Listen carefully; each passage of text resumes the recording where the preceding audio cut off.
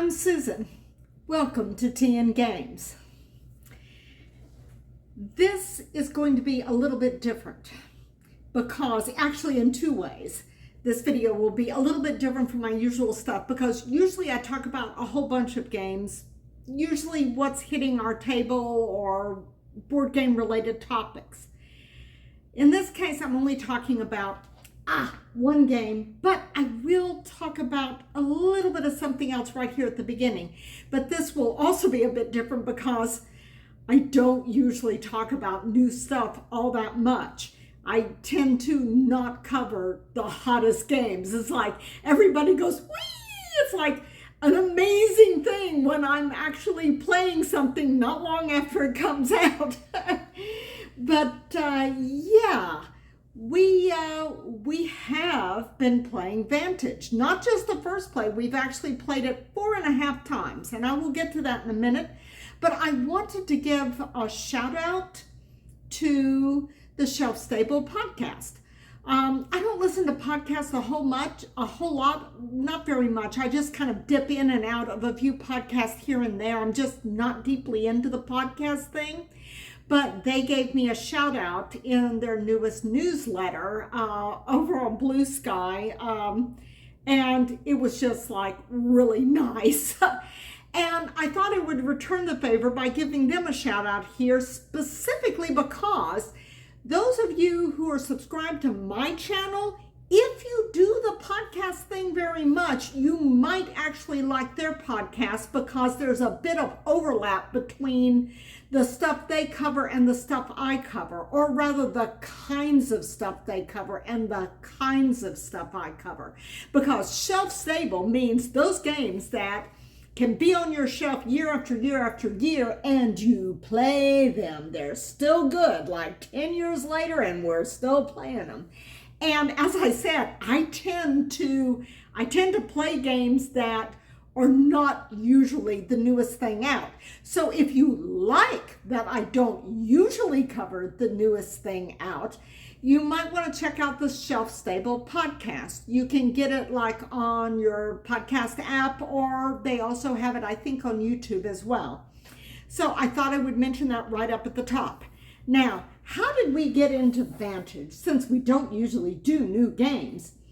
Well, there were a bunch of sales right after Christmas last year, and it was on sale. And I thought it was one of those games that we might like. But I was a little, I watched videos on it and I thought, yeah, this could be good, but I'm just not sure. And it's like a big, long game. And I'm just going like, oh, do we really need another big, long game? And I kind of went, but it's on sale. And I intended to get it anyway, eventually. So I got it last December, but the week between December and week between Christmas and New Year's. And I didn't expect to get around to it for months. See previous comment about how I don't usually play things right when they come out. But what happened is, something I've been thinking about for years now was getting together for a quasi board game weekend with some friends, another couple, one of whom plays board games. And he had played Vantage and really liked it. And since we were rendezvousing at another location, he suggested that he would bring it. And we talked a little bit about what games we would bring. And so it was going to be kind of a long weekend thing. Kind of 5 days with either day on each end going to be a travel day. So that would give us 3 days there. But they had to leave a day early unexpectedly. So that meant 2 full days. And I had a bad day because chronic health issues. So that basically just left us with 1 full day and 1 kind of partial day before I started feeling really bad. And in that time, we started a game of Vantage. Because he'd played it before, he could kind of give us a little bit of a teach on it as we went along. And the game seemed really long. It drug.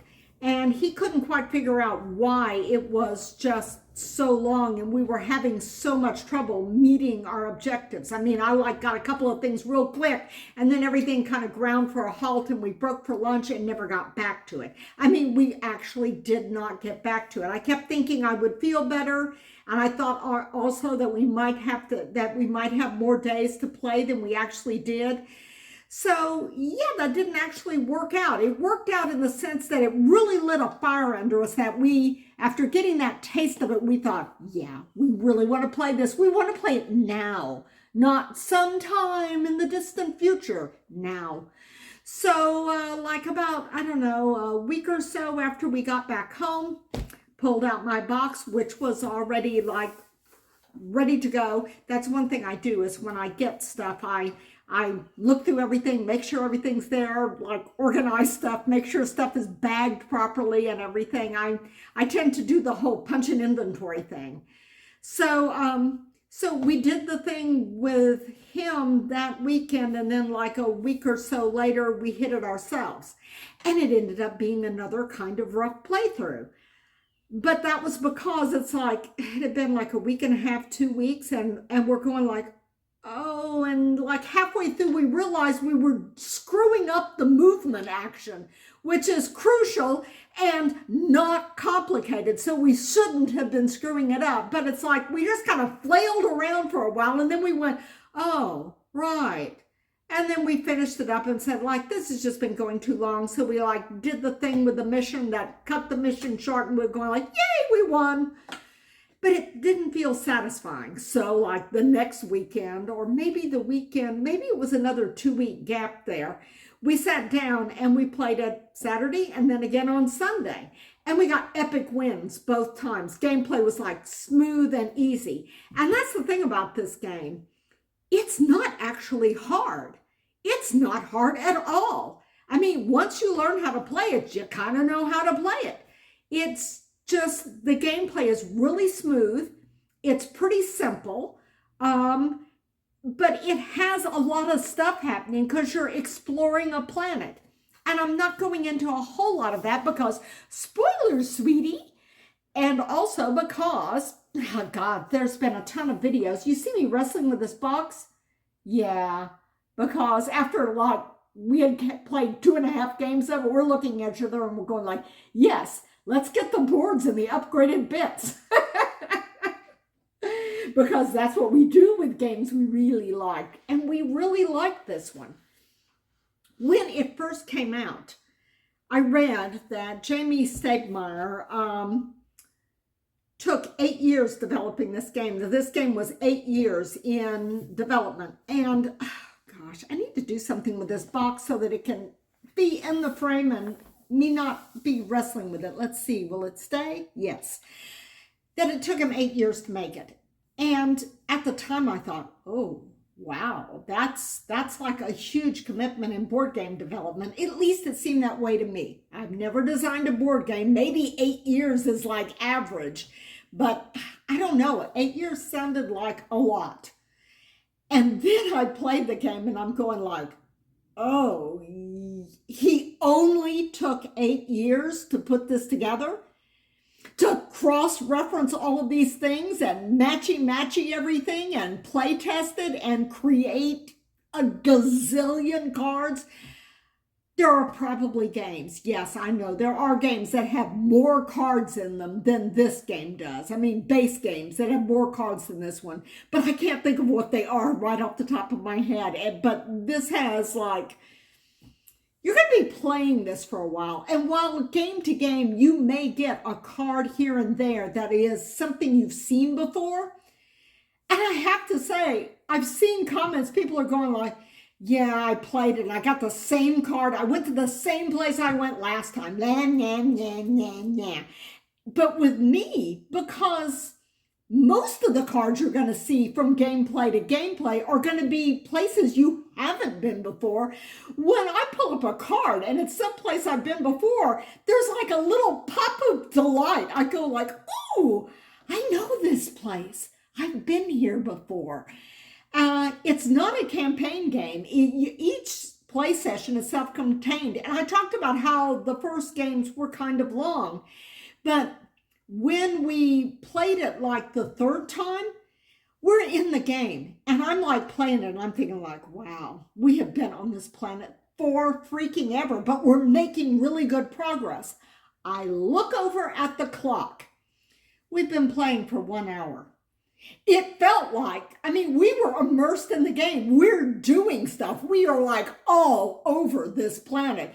And so consequently, I mean, I feel like I've done a day's hike on this thing. And I look over the clock, an hour has passed. And it's like, and we're like well into meeting our goal here.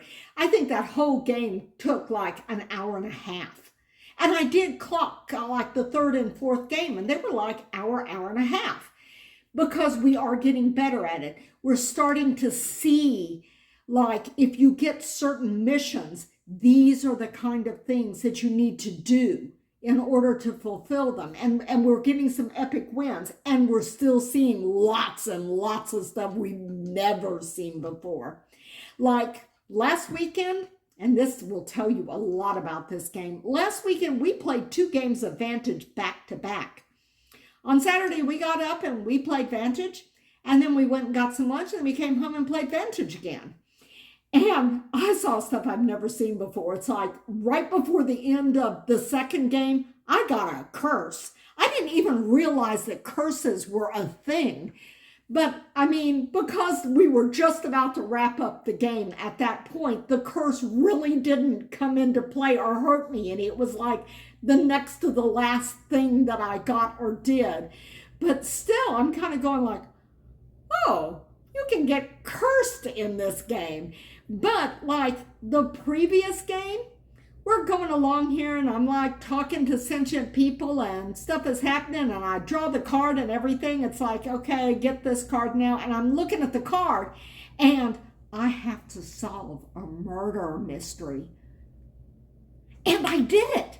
I actually did it. I looked at the stuff and I thought about it and I figured it out. It wasn't super hard, like in terms of murder mystery stuff, but yeah, I thought about it, and I thought about it exactly the right way. I came to the right conclusion from the right thing, and I did it.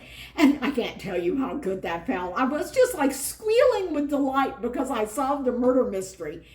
And in the second game, we not only had an epic win, but I got the whole ship mission thing, and I found wreckage and stuff, and I had the right things to do. And over the course of the game, I rebuilt our ship. I like repaired it, rebuilt it, took it off, flew it, picked everybody up. So that was like an epic win. I not only got off the planet, I like fixed the ship that crashed into pieces, got off the planet, which was super satisfying.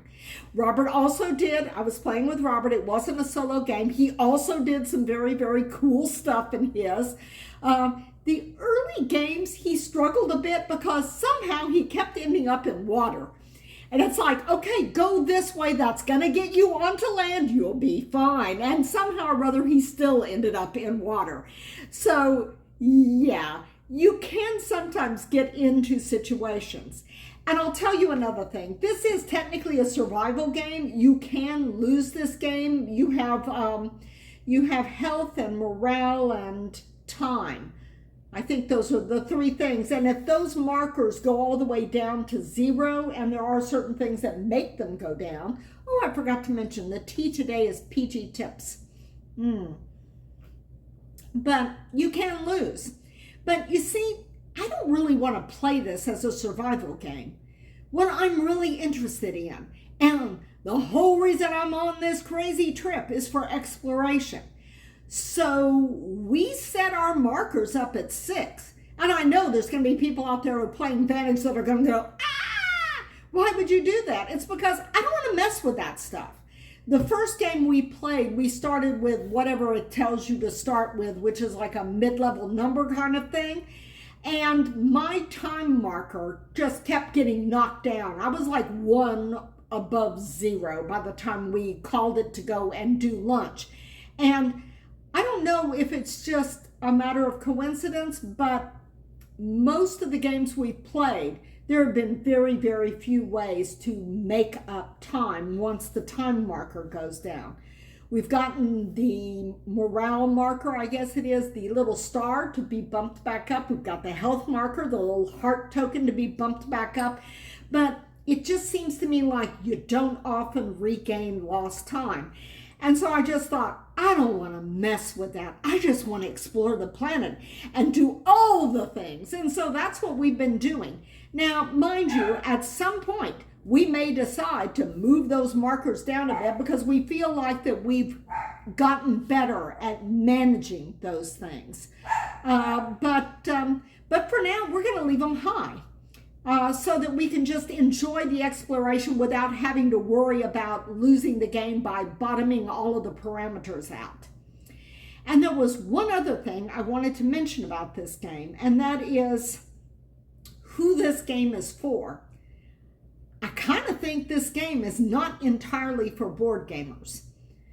And you're going like, but it's a board game. And yeah, it is, but when we first played it, the thing that immediately just smacked me right in the face is, this feels like an RPG.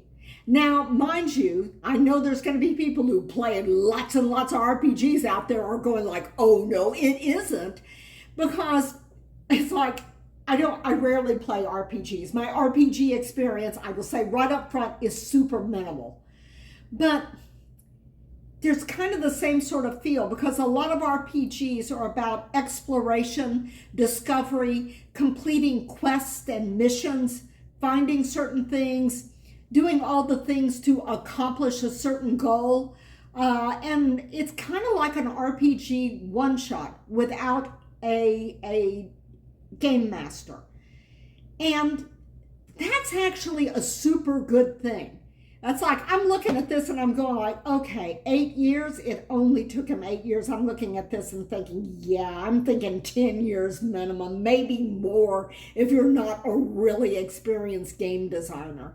But I wish somebody else would do something like this, something this epic, because Vantage is truly an epic game in the design as well as what you're actually doing in the game. Because it's like, if there was more things like this, more people investing like a good chunk of their lives in developing stuff like that, there would be more RPG-ish games that people could play. One of the problems with RPGs is getting that core game group together. I never had a core RPG game group. We just met up with whoever signed up to do the thing at the local game store on any given weekend.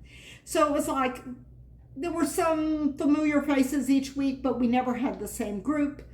Some people would come, some people would go, you know, some people had stuff that they had to do. I kind of dropped out because health problems were causing me to be not able to reliably do it. And I didn't want to bail out of the game on the morning of, because I wake up and it's not going to be a good day for me health-wise. So, and of course, there's usually people that are in line waiting to take that slot, but still bailing at the last minute just feels unfair to other players, unfair to other potential players who may be waiting around to make their Saturday plans. So I just kind of stopped doing the RPG thing, at least until or if my health improves, which leaves us with no RPG options.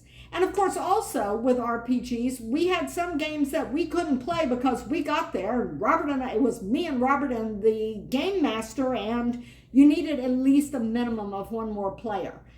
And that's the thing. With those games, you really need large groups. You're much better if you have large groups, like in the 4 to 6 range, not in the 1 to 2 range. And then, of course, you have to have a game master, somebody running the story for you. So that means that you need a minimum of 5 people involved in any session. This can be played solo. I haven't played it solo. It can be played with 2 people, and I should say it plays really well with 2 people. The first game we played was 3 people, and it seemed to play really well with 3 also, I should say. So it gives you some of the same things that you get with an RPG. You're going around and you're trying to complete certain missions and goals. You're exploring. You do not have the character creation that you have in an RPG, but this can play a lot of people, and each one of those characters has their own card, and you can level up that character, change what they can do halfway through the game by using the master action on your character card. We got the character board, so the card is inset. When you level up, you just lay another card on top of it. It's a double layer board. If you get the boards, which will give you lid lift, I should say. But yeah, we like this a lot, and it has that nice kind of RPG feel, but you don't have to beat the bushes to find other people to play it with you, to find somebody who wants to run a scenario for a particular RPG, that game thing.